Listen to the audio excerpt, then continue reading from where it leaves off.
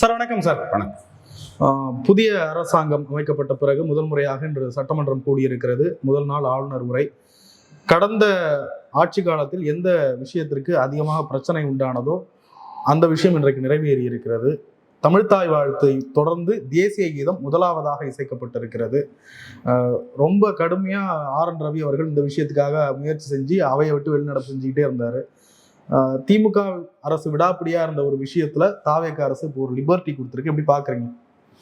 இந்த லிபர்ட்டின்னு நான் பார்க்கல. ஆக்சுவலாக நீங்கள் அடிப்படையில் என்னன்னா, நீங்கள் சங் பரிவார அதனுடைய மொத்தத்தில் புரிந்து கொள்ளுகிற போது மட்டும்தான் இந்த மாதிரியான விஷயங்களை புரிந்து கொள்ள முடியும். இப்போ சில பேர் கூட என்ன தோணலான்னா, சரி என்ன தொடர்ச்சியாக வம்பு பண்ணிகிட்டே இருக்கணுமா, அது போனால் போகட்டுமேன்னு ஒருத்தர் யோசிக்க முடியும்.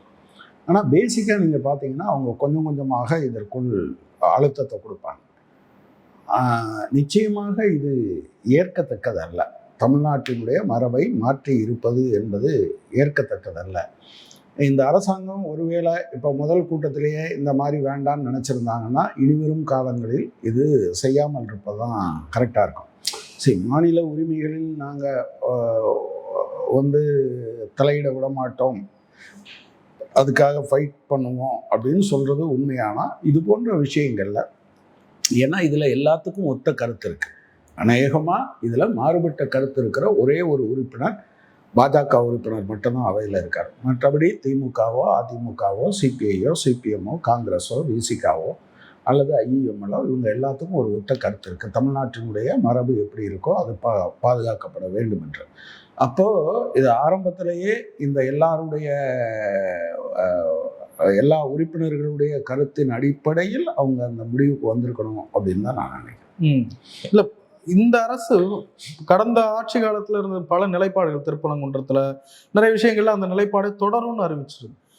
இந்த இடத்துல ஒரு லிபர்ட்டி கொடுத்தது ஒன்றிய அரசுக்கு அடிபணிஞ்சிருச்சா அல்லது பாஜக திட்டத்துக்கு இங்க படிப்படியா இடம் கொடுக்குது அப்படின்ற மாதிரி விமர்சனத்தை வைக்கிறாங்க. இல்லை, ஒரு விஷயத்த மட்டும் வச்சு நான் அந்த முடிவுக்கு வரல. இப்போ பொதுவாக நம்ம பேசும்போது ஒன்று சொல்லுவோங்க, ஒரு ஹேபிச்சுவல் வழக்கமாக செய்கிறவர்கள் அப்படின்னு சொன்னால் 1, 2, 3 வந்த பிறகு அதே மாதிரி நடக்குதுன்னா நம்ம அந்த விஷயத்த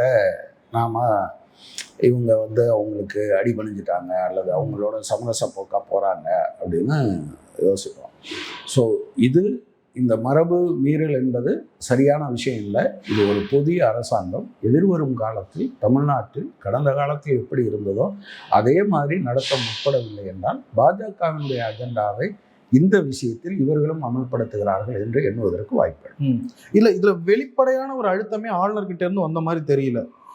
முதல் கூட்டத்தொடர்லேயே இது சைலண்டா அப்படி இன்சிஸ்ட் பண்றாங்கன்னா யாருக்கும் இந்த நீங்கள் கூட்டத்தொடர்னா நீங்கள் போன தடவையும் நீங்கள் இந்த தொடர் ஆரம்பிக்கிறதுக்கு முன்னால் ஒரு ஃபைட்டு நடந்துக்கிட்டே இருக்கும். ஆக்சுவலாக பேசுகிறதுக்குல அது திரைமறைவுன்னு சொல்ல முடியாது. நீங்கள் வெளிப்படையாக தெரிஞ்சதுக்கு பதிலாக கவர்மெண்ட் தரப்புலேருந்து இதை பண்ண முடியாது போக முடியாதுன்னு பேசிகிட்டு இருந்திருப்பாங்க. பட் நிச்சயமாக இது ஏற்கத்தக்கதல்ல. இது கட்டாயமாக இது மாற்றப்பட வேண்டும். இந்த அரசாங்கம் இனி வருகிற காலத்திலேயாவது இதை பண்ணாமல் இருக்கிறது அவசியம். இதில் இன்னொரு பக்கத்துலேருந்து இன்னொரு பார்வை வருது. ஏன் பாடுனா என்ன, தமிழ்த்தாய் வாழ்த்து தொடர்ந்து தேசிய கீதம் பாடுறேன், தேசிய கீதம் தானே, அதில் பாடுறதுல என்ன குறைஞ்சிட போகுது? சரி, தேசிய கீதத்தை எத்தனை தடவை பாடுவீங்க? இப்போ இவர் வரும்போது வரவேற்பு கொடுக்கும்போது தேசிய கீதம் பாடுவாங்க. இன்னைக்கு மட்டும் தேசிய கீதம் எத்தனை முறை பாடப்பட்டு? 2 முறை 3 முறை பாடப்பட்டிருக்கு. அசம்பிளிக்குள்ள 2 முறை, இவரை வரவேற்கிறதுக்கு 1 முறை, 3 முறை பாடப்பட்டிருக்கு. இப்படி பாடப்படுவதன் மூலமாக தேசபக்தி ஒன்றும் வந்துடாது. இந்த கூட்டம் நீங்கள் சங் பரிவார் தேசிய கீதத்தை அவங்க ஏற்றுக்கிட்டதே இல்லை. அவங்க சொல்கிறது வந்தே மாதரம் பாடலை தான் அவங்க சொல்லிகிட்டு இருக்காங்க. இதை மலினப்படுத்துவது. நீங்கள் இடையில நீங்கள் பார்த்தீங்க அப்படின்னு சொன்னால், இப்போ தேசிய கொடி அப்படின்னு சொன்னால் அது எல்லா இடத்துலையும் அதுக்கு எப்படி இருக்கணும், பக்கத்தில் ஒரு கொடி இருந்தால் அதை விட உயரத்தில் தான் இருக்கணும், அப்புறம் போகிற போக்கில் கம்பளையெல்லாம் கட்டி விட முடியாது, இதெல்லாம் இருந்தது ஆக்சுவலாக.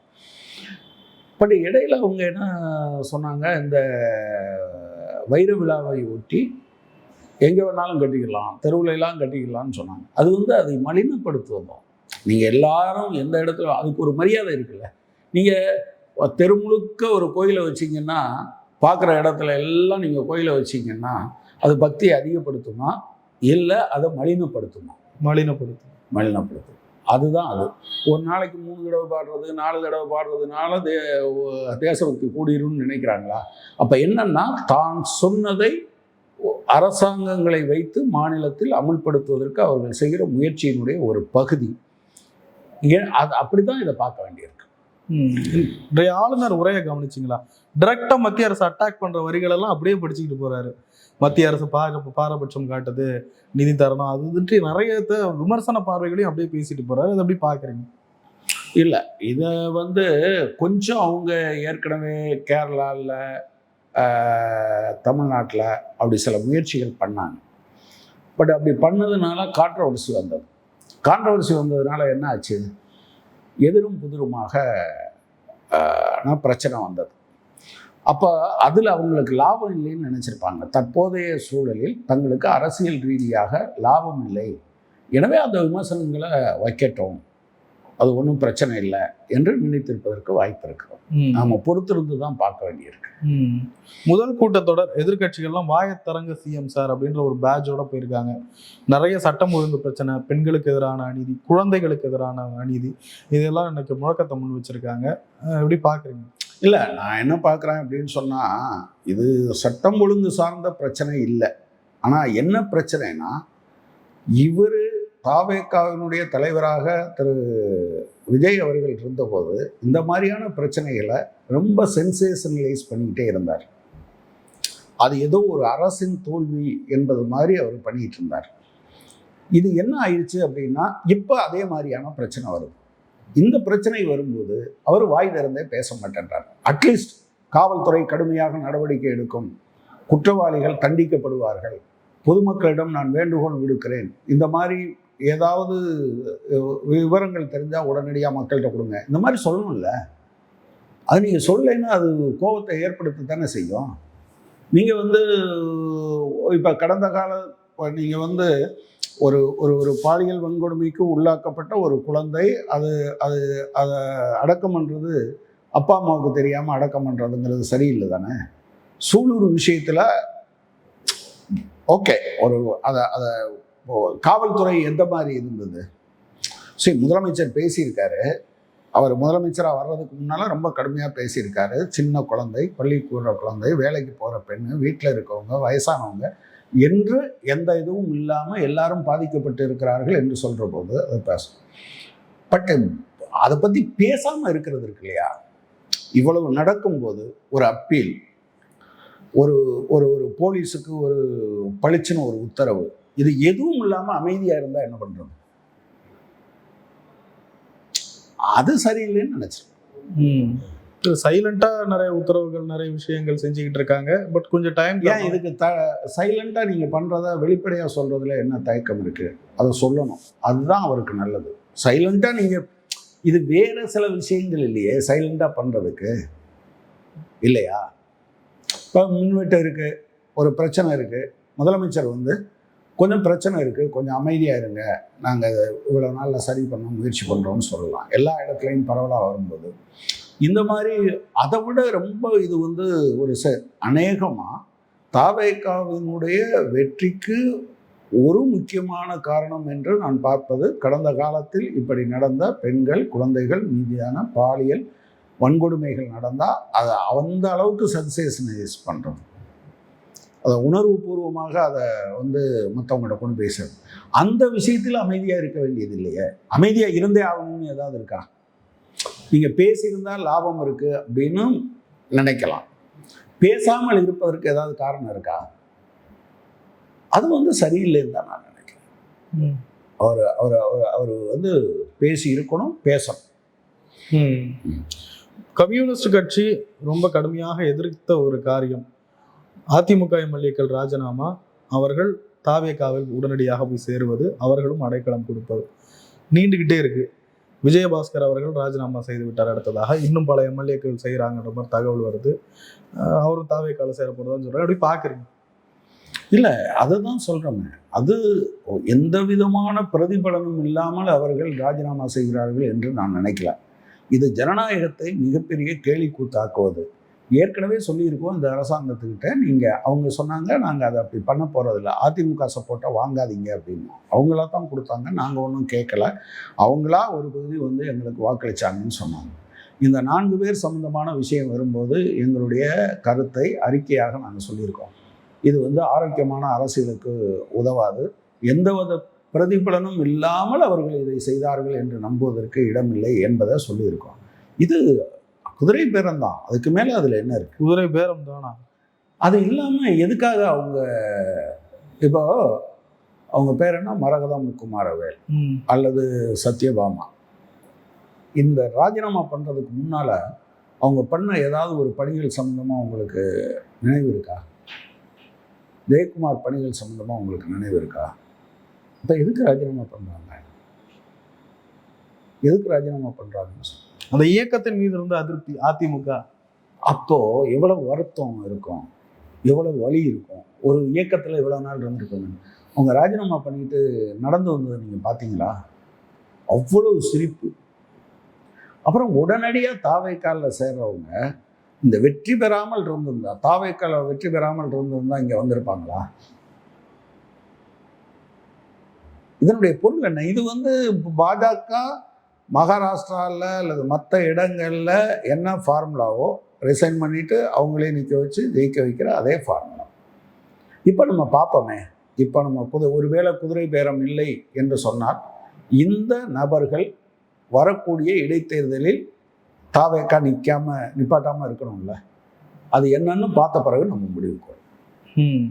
நீங்கள் கடுமையாக எதிர்த்த பிறகு இந்த விவகாரங்கள் தொடர்றதை எப்படி பார்க்குறீங்க? அதென்ன, அது ஒரு கட்சி, அந்த கட்சி அவங்க முடிவை எடுக்கிறாங்க. அந்த முடிவை எடுத்துக்கிட்டே இருந்தாங்கன்னா என்னங்கிறது சம்மந்தமாக நாங்கள் என்ன செய்கிறதுன்னு நாங்கள் விவாதித்து முடிவெடுப்போம். நீங்கள் அதை உங்களால் பொறுத்துக்கிட்டு இருக்க முடியாதா? இன்னொரு கட்சின்னு பார்த்துக்கிட்டு இருக்க முடியாதா? இன்னொரு கட்சின்னு உங்களால் பார்த்துக்கிட்டு இருக்க முடியாதான்னு கேட்குறேன். இல்லை, இன்னொரு கட்சினா நீங்கள் இல்லை, அது ஒரு ஜனநாயக உரிமையாக கூட பார்க்கலாம்ல. இல்லை, என்ன ஜனநாயக உரிமை? ஜெயிக்கிறதுக்கு ஒருத்தருக்கு உரிமை இருக்க மாதிரி ராஜினாமா செய்யறதுக்கு உரிமை இருக்கு. எத்தனை நாள் கழிச்சு ராஜினாமா பண்ணுவீங்க? இந்த 10 நாளில் உங்களுக்கு என்ன ஆகிப்போச்சு? இந்த 1 மாதத்தில் என்ன ஆகிப்போச்சு? இதுக்கு செலவழிக்கிற காசெல்லாம் யாரோட காசு? அவங்க காசா? நான் கேட்குறேன், ஒரு கட்சியோட ஜெயிக்கிறவரை உங்களுக்கு எந்த முரண்பாடும் இல்லை, ஜெயிச்சு முடிச்சோன்னு முரண்பாடு வந்துடுதா? ஜெயிச்சு முடிச்சோன்னு அந்த முரண்பாடு எதில் வந்தது? சரி, அந்த கட்சியில் முரண்பாடு, உடனே இன்னொரு கட்சிக்கு ஏன் தவறீங்க? ஒரு பக்கம் ராஜினாமா, இன்னொரு பக்கம் போய் சேர்றீங்கன்னா அது அதை எப்படி பார்க்கறது? இல்லைங்க சார், அவங்களுக்கு கட்சி போகணும், அப்படி போனால் ஆட்டோமேட்டிக்காக பதவி பறி போயிடும். அதுக்கு நாங்கள் டீசெண்டாக ராஜினாமா செஞ்சுட்டு போகிறோன்றாங்க. அப்போ இனிமேல் நிற்க மாட்டாங்க. அதைத்தான் நான் கேட்குறேன். அப்போ இனிமேல் அவங்க எந்த தொகுதிகளோ அதுலேயே அவங்க நிற்க மாட்டாங்க, அப்படித்தானே? இல்லை, இதெல்லாம் விதிகளுக்கு உட்பட்டு தானே நடக்குது. இதெல்லாம் அரசியலமைப்பு அவங்களுக்கு. ரெண்டு விஷயத்தை நீங்கள் பாருங்கள். அறம் என்று ஒன்று இருக்கிறது. விதிகளை மட்டுமே நீங்கள் சொல்கிற போது அறம் என்பதை நீங்கள் அப்படி பார்த்தா அதிமுக மொத்தமே ரிசைன் பண்ணிட்டு போனால் நீங்கள் ஏற்றுப்பீங்களா? சட்டப்படி ரிசைன் பண்ணிட்டு இன்னொரு கட்சிக்கு போனால் ஏற்றுப்பீங்களா? சொல்லுங்க. நீங்கள் இப்போ 5 வந்திருக்கு, இது தற்செயலாக ஏதோ ஒன்றுன்னா பரவாயில்ல, 4னா ஆர்கனைஸ் பண்ணாமல் வந்ததா? ஆர்கனைஸ் பண்ணாமல் தற்செயலாக வந்ததா? சரி, நான் இப்படி கேட்குறேன், இதே போல் தாவேக்காலில் இருந்து கொஞ்சம் பேர் ரிசைன் பண்ணிட்டு இன்னொரு கட்சியில் சேர்றாங்கன்னு வச்சுக்கோங்க, ஏற்றுப்பீங்களா? நீங்கள் ஏதோ காரணத்தினால தூண்டியோ பணம் கொடுத்தோ இல்லை வேற வகையிலையோ பண்ணீங்கன்னா, இது அறம் சார்ந்த அரசியலில் நீங்கள் மாற்றத்தை தானே கொண்டு வரணும்னு சொன்னீங்க. அந்த மாற்றம் அறம் சார்ந்ததாக இருக்கணுமே தவிர சட்டப்படி குறை சொல்ல முடியாத வகையில் நீங்கள் எல்லா விஷயத்தையும் செய்கிறதுனாலே அது சரி என்று மாறிவிடுமா? சரி கிடையாது. இல்லை, இதே அரசியல் காரணங்களுக்காக தானே திமுகவிலையும் இணைஞ்சாங்க ஒரு 4 பேர். இல்லை, நீங்கள் அவங்களுக்கு பெரும்பான்மைக்கு ஆள் இல்லாமல் அதை வரல. சரி, 2 விஷயம் இருக்குது. அவங்கெல்லாம் எப்போ ஒரு கட்டமாக அவங்க இருந்த கட்சியில் ஃபைட் பண்ணுறாங்க, போகிறாங்க. நான் அந்த கட்சி மாறுறதை சரியில்லாம் சொல்ல. ஆனால் அங்கே அன்னைக்கு இருந்த திராவிட முன்னேற்ற கழகத்திற்கு அவர்கள் தயவு என்கிற ஒன்று எதுவும் தேவையில்லை. இப்போது அவங்க தயவெல்லாம் தேவைப்படுதுங்கிறதுனால பண்ணுறாங்க. குட்ப்ரோக்கோ, பரஸ்பரம் பலன் பெறுவதற்கான ஒரு ஏற்பாடு என்கிற காரணத்தினால்தான் அதை தவறு. தமிழக வெற்றிக் கழகமும் ஓரளவு இந்த பாஜக பணியை பின்பற்றுறது அப்படின்னு நினைக்கிறீங்களா? இல்லைன்னா தங்களுடைய ஆட்சி மேல ஒரு ஒரு ஒரு பாதுகாப்பின்மை நிலவிக்கிட்டே இருக்கு, எப்படியாவது அதை பாதுகாத்துக்கணும்னு நினைக்கிறாங்க. அந்த வகையில ஒரு விஷயத்தை தெரிஞ்சுக்கங்க, அவங்க ஒருவேளை அது ஸ்ட்ராட்டஜியாக இருந்தால் அது வேற விஷயம். நான் ஒன்று என்னன்னா, இன்னைக்கு இந்தியாவில் 144 கோடி மக்கள் இருக்கக்கூடிய இந்த நாட்டில் கிட்டத்தட்ட 112 கோடி மக்கள் இருக்க பகுதியில் பாஜகவினுடைய மாநில அரசுகள் இருந்து கொண்டு இருக்க நடந்துறாங்க. போன 5 ஆண்டுகளில் தத்துவார்த்த ரீதியாக பிஜேபியை எதிர்த்த, சங் பரிவாரை எதிர்த்த பினராயி விஜயனோ அல்லது மு.க. ஸ்டாலின் அவர்களோ இப்போது அதிகாரத்தில் இல்லை. அதே போல் அரசியல் ரீதியாக பிஜேபியை எதிர்த்த மம்தா பானர்ஜி ஆட்சி பொறுப்பில் இல்லை. ஸோ அவங்க ஒவ்வொன்றா எலிமினேட் பண்ணிக்கிட்டே வர்றாங்க. பட் நீங்கள் இப்போ உங்களுக்கு இருக்கிறது வந்து ஒரு விஷயந்தான், அப்ரோச் எல்லா கட்சியும் ஒரே மாதிரி அப்ரோச் இருக்கணும்னு நினைக்கல நான். ஆனால் சங் பரிவாரினுடைய அஜெண்டா நிறைவேறாமல் பார்க்க வேண்டிய பொறுப்பு உங்களோட. அதில் அவங்க உறுதியாக இருந்தாங்கன்னா நமக்கு ஒன்றும் பிரச்சனை இல்லை. பாஜக எதிர்ப்புல தமிழக வெற்றிக் கழக அரசு தீவிரமா இருக்குன்னு நினைக்கிறீங்க? பார்க்கணும். அவங்க சொல்றாங்க, நாங்கள் மதச்சார்பற்ற கொள்கையை தவறாமல் பின்பற்றுவோம்னு அவங்க அறிக்கையில் சொல்லியிருக்காங்க. எங்களுக்கு கொடுத்த கடிதத்தில் சொல்லியிருந்தாங்க. எங்கள் தலைவர்களை நேராக பார்க்கும்போது அவங்க அந்த உத்தரவாதத்தை கொடுத்துருக்காங்க. பட் அவங்க தேர்தலின் போது பாஜகவை எதுவும் கிரிட்டிசைஸ் பண்ணல. கவர்னர் அவர்களை ஆட்சி அமைக்க அழைக்காத போது அதை பற்றி எதுவும் சொல்லல. இன்னைக்கு வர எந்த விதமான கருத்துக்களும் பாஜகவுக்கு எதிராக அவங்க வெளிப்படையாக சொன்னதெல்லாம் கிடையாது. பட் இனிமேல் நடக்கிற நடப்புகளில் இருந்து தானே அதில் முடிவுக்கு வர வேண்டியிருக்கும். அவங்க அமைதியாக இருக்காங்கங்கிறது ஒரு பாயிண்ட், அதை நாங்கள் கவனத்தில் எடுத்து வச்சுட்டு தான் இருக்கோம். ஆனால் அவங்க எங்ககிட்ட சொல்லியிருக்காங்க, இல்லை மதச்சார்பின்மையிலேருந்து நாங்கள் பிறண்டு போக மாட்டோம் என்று அவங்க சொல்லியிருக்காங்க. இல்லை, கம்யூனிஸ்டுகளும் இப்படி தாவேக அரசை த்ரெட்டன் பண்றது சரியா? நீங்க ஏதாவது இப்படி பண்ணீங்கன்னா நாங்க மறுபரிசீலனை. நாங்கள் ஒன்றும் த்ரெட்டன் பண்ணலையே. இல்லை, நாங்கள் யோசிப்போம். மதச்சார்பின்மை நீங்க ஒன்று தெரிஞ்சுக்கங்க, அதுல நோ காம்ப்ரமைஸ். அந்த ஒன்றுக்காக மட்டும்தான் ஆதரவு. நாங்கள் திமுகவோட அணி சேர்ந்து தான் தேர்தலில் போட்டியிட்டோம். எங்கள் வாக்குகளை அவங்களுக்கு கொடுத்துருக்கோம், திமுக எங்களுக்கு வாக்களித்து இருக்கிறது. ஆனாலும் கூட உங்களை ஆதரிப்பது என்று எடுத்த முடிவு மதச்சார்பின்மைக்காகத்தான். அந்த ஒரு விஷயத்தில் காம்ப்ரமைஸ். மற்றபடி நீங்கள் பொதுவாக பார்த்தீங்கன்னா, நாங்கள் 108 பேர் இருக்கோம், நீங்கள் 2 பேர் இருக்கீங்க. 108 பேர் சொல்கிறத கேட்குறதா, 2 பேர் சொல்கிறத கேட்குறன்னு வைக்காதீங்க. அந்த 108ஓட இந்த 2ம் இன்னொரு 2ம் இன்னொரு 2ம் இன்னொரு 2ம் இன்னொரு 5ம் சேர்த்து தான் இது வந்திருக்கு. அந்த விஷயத்தில் எல்லாருமே சொல்றது என்னன்னா மதச்சார்பின்மை. அந்த மதச்சார்பின்மையிலிருந்து விலகினால், அதுக்காக நீங்கள் ஒவ்வொரு விஷயத்திலையும், இப்போ எனக்கு பிடிக்கலைன்னு சொல்கிற ஒவ்வொரு விஷயத்திலையும் நாங்கள் வந்து எம்எல்ஏக்கள் ரிசைன் பண்ணுறதுல கூட நாங்கள் யோசிப்போம்னு சொல்கிறீங்க. இல்லை, அது ஜனநாயகத்துக்கு விரோதமான செயல் இல்லையா? அது ஜனநாயகத்துக்கு விரோதமான செயல். பே. சண்முகம் அவர்கள் சொன்ன ஒரு கருத்து கொஞ்சம் சர்ச்சையாக இருக்கு. இந்திய கம்யூனிஸ்ட் கட்சி சொல்லுது நாங்கள் கூட்டணியில் இல்லைன்னு சொல்லுது. பே. சண்முகம் அவர்கள் கூட்டணியே இல்லைன்றாங்க.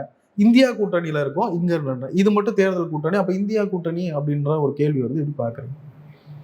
இல்லை, அது இந்தியா கூட்டணிலாம் இல்லைங்க. நாங்கள் ஆக்சுவலாக எல்லாரும் பேசுகிற போது நாங்களும் பேசுகிறோம். அது ஒரு குறிப்பிட்ட ஒரே ஒரு நோக்கத்துக்காக தான், பிஜேபியை எதிர்ப்பதற்காக. அது கூட்டணின்னு நீங்கள் அந்த இந்தியா பிளாக்ல இருக்கக்கூடிய கட்சிகளுக்கு மாநிலத்தில் இப்போ நீங்கள் டெல்லியில் எடுத்துக்கிட்டிங்கன்னா ஆம் ஆத்மியும் காங்கிரஸும் சேர்ந்து நிற்க போகிறதில்ல. பஞ்சாபில் ஆம் ஆத்மியும் காங்கிரஸும் சேர்ந்து நிற்க போகிறதில்ல. குஜராத்தில் ஆம் ஆத்மியும் காங்கிரஸும் சேர்ந்து நிற்கலை. வெஸ்ட் பெங்காலில் நீங்கள் வந்து மம்தா, காங்கிரஸு, லெஃப்ட்டு எல்லாரும் தனித்தனியாக தான் இருக்கோம். கேரளாவில் காங்கிரஸும் லெஃப்ட்டும் தனித்தனியாக, இடதுசாரிகளும் தனித்தனியாக தான் இருக்கோம். பட் என்னன்னா, எல்லாத்துக்கும் இருக்கக்கூடிய ஒரு மையமான புள்ளி என்பது சங் பரிவார் இந்த நாட்டை மதத்தின் அடிப்படையில் மக்களை துண்டாட நினைக்கிறது, அரசமைப்பு சட்டத்தை இல்லாமல் செய்ய நினைக்கிறது, சுயேட்சையான அமைப்புகளை தன்னுடைய ஏவல் ஆட்களாக பயன்படுத்துகிறது. மாநில உரிமைகளை அது முற்றிலுமாக சிதைக்கிறது. இதற்கெல்லாம் முடிவு கட்ட வேண்டும். எனவே தனித்தனியாக யாரும் பண்ண முடியாதுங்கிறதுனால எல்லாரும் இந்த விஷயத்தில் ஒன்றா நிற்கிறோங்கிறத தவிர மற்றபடி எதுவும் கிடையாது. கூட்டணி என்று சிபிஎம் வச்சிருக்க விஷயம் என்னன்னா, இப்போ கேரளாவில் அது இடது ஜனநாயக முன்னணின்னு வச்சுருக்கோம். எல்லாரும் சேர்ந்து தேர்தல் அறிக்கை உட்பட காமனாக தான் இருக்கும். அதைத்தான் நாங்கள் கூட்டணின்னு சொல்கிறோம். சார் நிறைய விஷயங்களை பயன்படுத்தி